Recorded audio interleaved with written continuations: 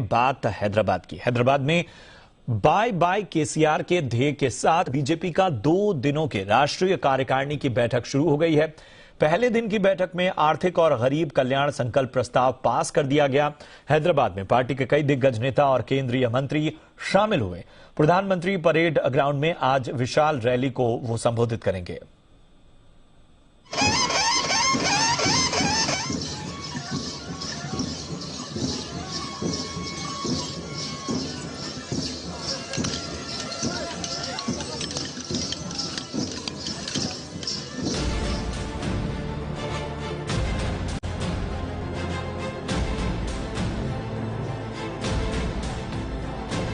हैदराबाद में शनिवार को बीजेपी की राष्ट्रीय कार्यकारिणी की बैठक शुरू हो गई। 2 दिनों तक चलने वाली इस बैठक में बीजेपी का मुद्दा सिर्फ तेलंगाना या दक्षिण की तरफ कूच करना नहीं है, बल्कि इस बैठक के साथ ही बीजेपी 2024 की तैयारियों में जुट गई है। और इस तैयारी में बीजेपी के लिए मार्गदर्शक कौन होगा, इस पोस्टर के साथ ये साफ हो गया।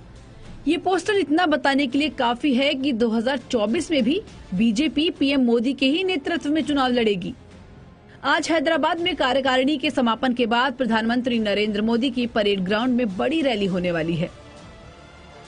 बैठक में बीजेपी महासचिव दिलीप सेकिया ने शोक प्रस्ताव किया, जिसमें उदयपुर के दर्जी कन्हैया लाल और हाल ही में मारे गए पंजाबी गायक सिद्धू मूसेवाला का जिक्र था।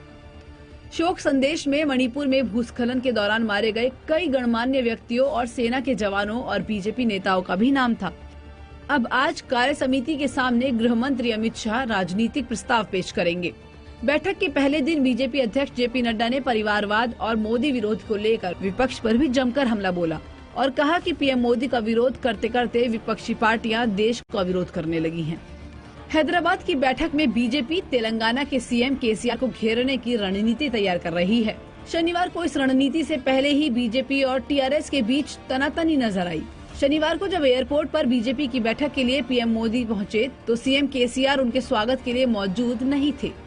इस घटना पर बीजेपी ने सीएम केसीआर की तीखी आलोचना की है। बीजेपी कार्यकारिणी की बैठक में 2024 की राह तय हो रही है और बीजेपी की कोशिश है कि इसकी शुरुआत तेलंगाना की जीत से हो। लेकिन क्या बीजेपी के लिए तेलंगाना का रास्ता आसान होगा? अश्विनी चौबे के साथ ब्यूरो रिपोर्ट, जी मीडिया।